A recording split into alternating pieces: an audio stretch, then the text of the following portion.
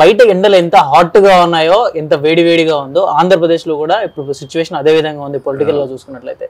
So ఏంటి అసలు situation ఏంటి, ఎలా ఉండబోతుంది? ఏం లేదమ్మా, చావో రేవో. ఇప్పుడు చంద్రబాబుకి చావో రేవో, పవన్ కళ్యాణ్కి చావో రేవో, జగన్కి కూడా చావో రేవో. ఈసారి జగన్ రాకపోతే వీళ్ళు ఆడుకుంటారు. అన్ని ఇద్దరు ముగ్గురికి చావో రేవో పరిస్థితిలో ఉన్నారు. నార్మల్ గెలుస్తాం ఓడుస్తాం, గెలిస్తే ఏముంది ఓడితే ఏముంది అనే పొజిషన్లో ఎవరు లేరు. చంద్రబాబు చాప్టర్ క్లోజ్, ఈ ఎలక్షన్లో ఓడిపోతే ఇంట్లో మనవాడితో ఆడుకుంటాం, ఆరోగ్యం చూసుకుంటూ వస్తే ఇక మళ్ళీ రాజకీయాలుగా. పవన్ కళ్యాణ్ ఎన్నికల్లో ఈసారి కూడా ఓడిపోతే ఇంట్లో హీరో సినిమాలు చూసుకుంటూ తప్పితే రాజకీయాలకు గుడ్ బై చెప్పాల్సిన పరిస్థితి. జగన్ కనుక వాళ్ళు ఓడిపోతే జగన్ ఆడుకుంటారు వెళ్ళి. అంటే ఆడుకోవడం అంటే ఏ విధంగా ఆడుకుంటారు? చట్టపరంగా రకరకాలు. ఇప్పుడు ఏమీ లేకుండానే రోజు మీడియాను పెట్టుకుని రోజుకొక ఆరోపణలు చేస్తా. ఇదిగో చంద్రబాబు ఎంత నిస్సిగ్గుగా ఇవాళ టైటిల్ యాక్ట్ మీద మాట్లాడుతున్నాడు. అసలు మనిషి 14 ఏళ్ళు సీఎం చేసినోడు, 40 ఏళ్ళు రాజకీయాల్లో ఉన్నాడు. ఎంత నిస్సిగ్గా అసెంబ్లీలో, నిండు అసెంబ్లీలో, దేవాలయం లాంటి దాంట్లో ఈయన టీడీపీ తరఫున వయాబుల కేశవ్ ఓపెన్గా ఈ చట్టాన్ని చాలా గొప్ప చట్టం ఇది, చాలా ఘనమైన చట్టం ఇది అని ఉపన్యాసం ఇచ్చాడు, ఉపోద్ఘాతం ఇచ్చాడు. రాజస్థాన్లో గత 20 ఏళ్ల క్రితం మొదలెట్టారు. ప్రపంచవ్యాప్తంగా అనేక దేశాలు ఇది ఫాలో చేస్తున్నాయి. ఎప్పుడో బ్రిటిష్ వాడు పెట్టిన రికార్డ్స్ని పెట్టుకుని ఇప్పటికే నడపడం కరెక్ట్ కాదు. ఇది చాలా మంచిది. ఈ విషయం హక్కుదారులను కాపాడే ప్రభుత్వం కాపాడుతుంది. ఎవరిది ఇది వాడికి పత్రాలు ఇచ్చి వాడి ప్రాపర్టీని కాపాడే చట్టం ఇది. ఇది డిజిటల్ చేయమని నేషనల్ గవర్నమెంట్, సెంట్రల్ గవర్నమెంట్ పార్లమెంట్లో పెట్టి పార్లమెంట్లో పాస్ చేసింది. ఇది అన్ని స్టేట్స్కి ఇన్స్ట్రక్షన్ ఇచ్చింది. అన్ని డిజిటలైజ్ చేయండి, పారదర్శకంగా ఉంటుంది, ఎవరి టైటిల్ వాళ్ళకి ఉంటుంది.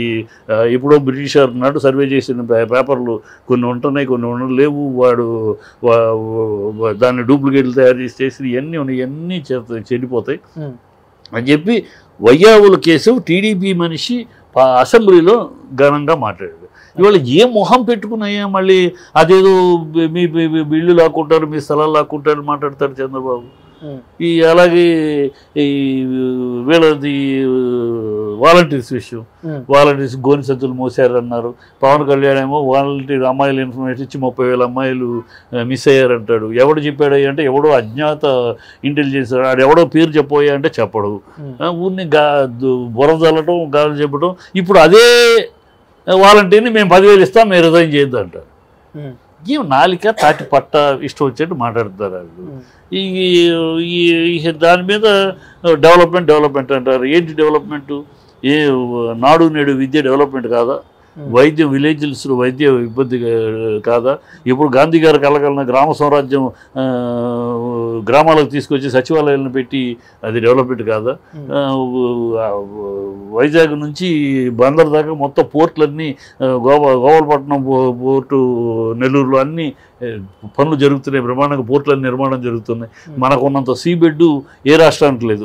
ఇన్ని సంవత్సరాలు చంద్రబాబు సీఎంగా ఉన్నాడు, ఇన్ని సంవత్సరాలు 14 ఏళ్ళు ఉన్నాడు. ఏనాడు ఈ దృష్టి ఆలోచించాల.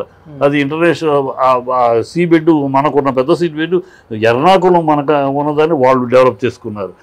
బాంబే సీబెడ్ని వాళ్ళు డెవలప్ చేసుకున్నారు. చెన్నై సీబెడ్ని వాళ్ళు డెవలప్ చేసుకున్నారు.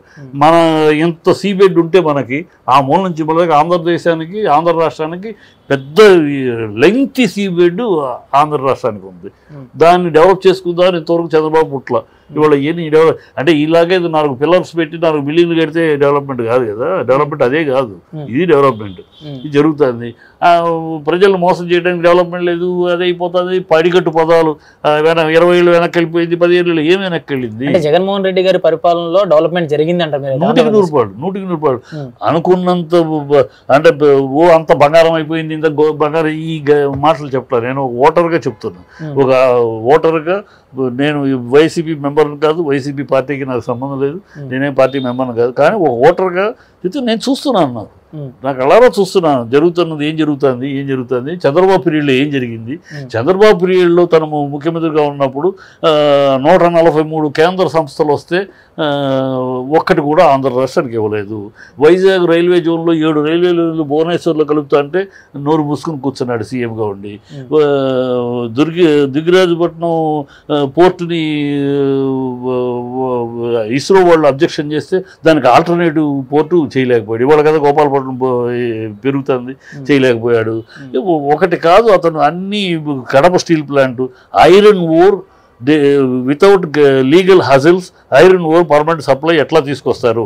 కడప స్టీల్ ప్లాంట్కి అక్కడ 20,000 కోట్లు ఖర్చు పెడితే అక్కడ ఐరన్ ఓర్ మెటీరియల్ లేదు, రా మెటీరియల్ బయట నుంచి తెప్పించుకోవాలి. బయట నుంచి తెప్పించుకుంటే మధ్యలో ఆగిపోతే ఇంత డబ్బు పెట్టి ఏమవుతుంది? సో లీగల్ హజిల్స్ లేకుండా మీరు ఎట్లా రా మెటీరియల్ చెప్పమంటే తను ఉన్న 10 సంవత్సరాల్లో ఏనాడు దానికి సమాధానం చెప్పలేదు.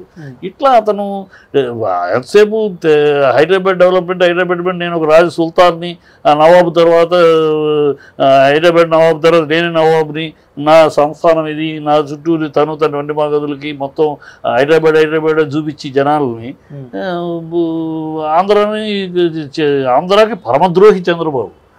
ఆంధ్ర రాష్ట్రానికి అతని కాలంలో డెవలప్మెంట్ అని చెప్పడానికి. అందుకని ఇవాళ జగన్ మంచి వచ్చాడు, జగన్ తను చేశాడు, చించేశాడు, పొడిచాడు అని మనం చెప్పగలం. కానీ నా ప్రభుత్వం వల్ల మీ ఇంటికి ప్రయోజనం జరిగింది, మీ ఇంటికి మంచి జరిగిందంటే నాకు ఓటేయండి అని అడుగుతున్నాడు. ఇదే మాట చంద్రబాబుని అడగమనండి. నేను 14 ఏళ్ళు సీఎంగా చేశాను, సపరేట్ ఆంధ్ర రాష్ట్రం ఏర్పడినా కూడా చేశాను, నా వల్ల ఇది జరిగింది, నా బ్రాండ్ ఇది, చంద్రబాబు ఆంధ్ర రాష్ట్రానికి ఇది చేశాడు, ఈ మంచి చేశాడు, ఇది చేసి దీన్ని చూసి నాకు ఓటేంటని అడగమనండి. ఎందుకు అడగలేకపోతున్నాడు? నువ్వేమీ చేయలేదు. అన్ని అబద్ధాలు, ఆరబోతలు, డ్రామాలు, భ్రమలు, బిల్డప్లు, ఇది తప్పితే ఏమి చేయలేదు. ఓకే, ఇప్పుడు జగన్మోహన్ రెడ్డి గారు కూడా ఏదో విద్యని వైద్యము, విద్య, అమ్మఒడి వీటి వరకే తప్ప ఇంకేం చేయలేదు అని చెప్పి చెప్తున్నారు. సరైన రోడ్లు లేవు, ఐటీ కంపెనీస్ లేవు. అండ్ ఎందుకు లేవమ్మా? వాళ్ళ మీడియా వాగేస్తే సరిపోద్ది. ఐటీ కంపెనీలు వచ్చినాయి, కన్స్ట్రక్షన్ అవుతున్నాయి, ఎవరికి ఏం తెలియదు. ఎందుకు అదే చెప్తా, వాళ్ళ మీడియా వాళ్ళ చేతిలో ఉంది కానీ 4 పేపర్లు ఉన్నాయి కనుక ఒకరి తర్వాత ఒకటి అబద్ధాలు ఎందుకు ఇప్పుడు అంటే ఇప్పుడు మీడియా మొత్తం చంద్రబాబు నాయుడు గారి చేతిలో, చంద్రబాబు రాజకీయం అంతా కూడా మీడియాని మేనేజ్ చేయటమే అతని రాజకీయం. రామారావు అంతటి మహనీయుడికి వెన్నుపోటు పొడిచి ఆయన కట్టతడి పెట్టి ఆయన చెప్పుల మీద విసిరినప్పుడు కూడా మీడియాని మేనేజ్ చేసుకునే బయటపడగలిగాడు. ఆయనకి చేతనైన కళ అది. కనుక వీధిని పడి మాట్లాడు ప్రజలు చూస్తున్నారు, ప్రాక్టికల్గా చూస్తున్నారు. ఇప్పుడు ఒక రిక్షావాడు కానీ, ఒక ఆటో వాడిని కానీ, ఒక మత్స్యకారుని కానీ కదిలిచ్చు, వాళ్ళు దండం పెడుతున్నారు. ఎందుకు పెడుతున్నారు?